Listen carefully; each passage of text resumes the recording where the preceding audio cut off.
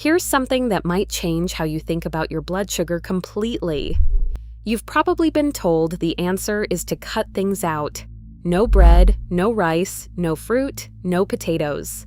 For years, that's been the message many people have heard. The assumption is that carbohydrates are the problem, so the solution must be to remove as many of them as possible. But the fastest, most reliable way to steady your blood sugar isn't mainly about what you take away. It's about what you add to your meals, and even more surprisingly, the order you eat those foods in. Most people are never told this. Instead, they spend months trying to avoid every food they enjoy, constantly worrying about every bite, feeling frustrated and deprived. Then, despite all that effort, their blood sugar numbers still don't improve the way they hoped. By the end of this video, you'll know the specific foods that naturally help reduce blood sugar spikes, a simple meal order trick that costs absolutely nothing, and why the usual advice to just cut carbs quietly sets so many people up to fail. No expensive supplements, no miracle products, nothing to buy. Just practical strategies supported by scientific evidence that you can start using at your very next meal. Let's begin with why the cut. Everything out approach often backfires. When people remove entire food groups, two things usually happen. First, they feel deprived. Bread disappears, rice disappears, fruit disappears, favorite family meals suddenly become off-limits. That kind of restriction is incredibly difficult to maintain for months or years. Eventually, life happens. There's a birthday, a family gathering, or simply a stressful day. One meal turns into several, and many people feel like they've failed completely. Second, by focusing only on removing foods, people often forget to include the foods that actually help control blood sugar. They may eat less overall, but they also end up eating less fiber, less protein, and fewer vegetables. Ironically, those are the exact foods that help slow the rise in blood sugar after a meal. The truth is that blood sugar isn't controlled by one bad food. It's controlled by the overall balance of your meal. How much fiber it contains, how much protein, how much healthy fat, and perhaps most surprisingly, what reaches your stomach first. That last point changes everything. Your body doesn't only care about what you eat, it also responds to the sequence in which you eat different foods during the same meal. Imagine eating grilled chicken, vegetables, and rice. If you eat the rice first, your blood sugar may rise more quickly. If you eat the vegetables and chicken first, then finish with the rice, your body often handles that same meal much more smoothly. Same ingredients, same calories, same plate. Only the order changes.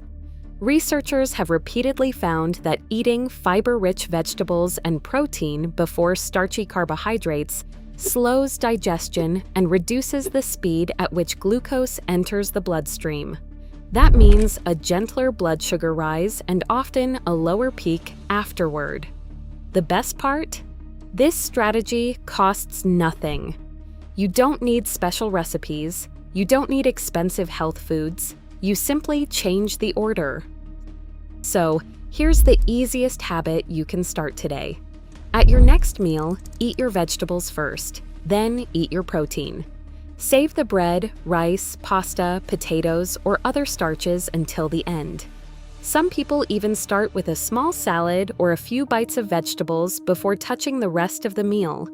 Others begin with a boiled egg, grilled chicken, yogurt, or another source of protein. These tiny changes may seem almost too simple, but they can make a meaningful difference over time because they work with the way your digestive system naturally processes food. Now let's talk about the foods that are actually worth adding instead of removing. The first group is leafy greens and non-starchy vegetables. Think spinach, broccoli, cauliflower, green beans, bell peppers, cucumbers, lettuce, zucchini, cabbage.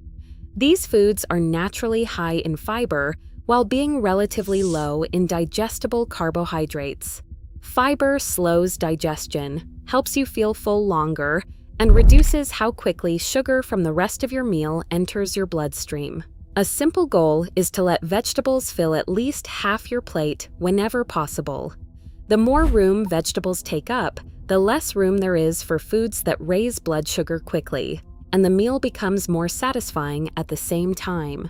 The second addition is protein at every meal. Many breakfasts are almost entirely carbohydrates: cereal, toast, pastries, pancakes, or sweetened oatmeal. Without enough protein, those meals can leave people hungry again within a couple of hours. Adding protein changes. That, eggs, chicken, fish, Greek yogurt, beans, lentils, tofu, cottage cheese.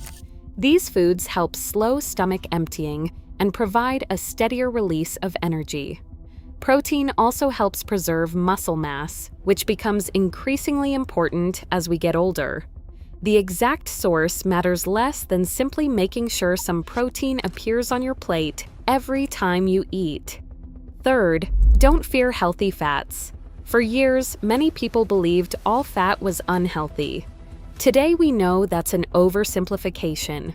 Healthy fats, eaten in reasonable portions, can actually help slow digestion and reduce the speed at which carbohydrates are absorbed. A drizzle of olive oil over vegetables, a few slices of avocado, a handful of almonds or walnuts, pumpkin seeds, sunflower seeds. These foods add flavor, increase fullness, and help create a meal that's satisfying instead of leaving you searching for snacks an hour later. The fourth addition surprises many people. Vinegar. Several studies have suggested that a small amount of vinegar, especially as part of a salad dressing before or during a meal, may help reduce the rise in blood sugar after eating. This doesn't mean drinking large amounts of vinegar, and it's certainly not a cure for diabetes. But using a simple vinaigrette on your salad or adding a splash of vinegar to vegetables can be an easy habit that supports healthier blood sugar for many people. The fifth food group is one of the most powerful: soluble fiber. Unlike insoluble fiber, soluble fiber absorbs water and forms a gel-like substance inside your digestive system. That gel slows the movement of food, delays carbohydrate absorption, and helps prevent rapid spikes in blood sugar. Excellent sources include beans, lentils, oats, barley, chia seeds, ground flaxseed, many fruits, including apples and pears. Adding even one serving of these foods each day can make meals more filling while also supporting healthier blood sugar control. Notice the pattern. None of these recommendations tell you to starve yourself. None tell you to eliminate every carbohydrate forever. Instead, they're all about building a stronger meal. You're adding nutrition instead of taking away enjoyment. That's a much more sustainable way to eat. Now let's clear up a few common myths. Many products promise to erase sugar or block carbohydrates. Unfortunately, that's not how the human body works. There's no magical tea, no miracle spice, no supplement that allows unlimited desserts without consequences. Some ingredients, including cinnamon, have been studied, and they may provide small benefits for certain people. But those effects are modest. They're never a substitute for consistent eating habits. Another mistake people make is skipping meals to keep their blood sugar low. While fasting may have benefits for some individuals under medical supervision, randomly skipping meals because you're afraid of carbohydrates often leads to extreme hunger later. Then it's much harder to make balanced food choices. Consistency usually works better than extremes. Balanced meals eaten regularly tend to produce steadier blood sugar than cycles of restriction followed by overeating. Here's the encouraging part. You do not have to eat perfectly. You do not have to swear off every piece of bread for the rest of your life. You don't need to avoid birthday cake forever. What matters most is what you do most of the time. Build most meals around vegetables. Include protein every time you eat. Add healthy fats in moderation. Choose fiber-rich foods often. Eat your carbohydrates last. Repeat those habits consistently. Those small choices, repeated hundreds of times over months and years, can make a much bigger difference than trying a strict diet for 2 weeks before giving up. And finally, one important reminder. If you have diabetes or take medications that lower blood sugar, including insulin or certain diabetes medicines, these changes can improve your blood sugar enough that your medication needs may change. That's good news, but it also means you should work with your healthcare provider. Never reduce or stop your medication on your own. Your doctor can help adjust your treatment safely as your eating habits improve.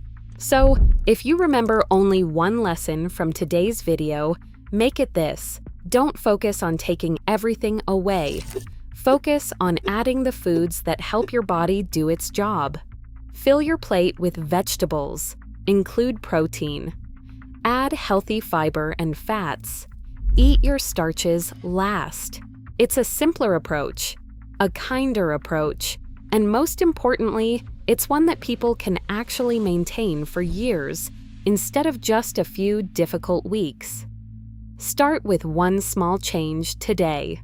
The easiest one is changing the order of your meal. At your very next lunch or dinner, eat your vegetables and protein first, then enjoy your rice, bread, potatoes, or pasta afterward. Small changes practiced consistently often become powerful habits. If you found this video helpful, leave a comment below and let us know which of these strategies you're already using and which one you're planning to try this week. And if you know someone who's struggling with blood sugar and feels like they have to give up everything they enjoy, share this video with them. It might completely change the way they think about healthy eating. Thank you for watching, take care of yourself, and I'll see you in the next video.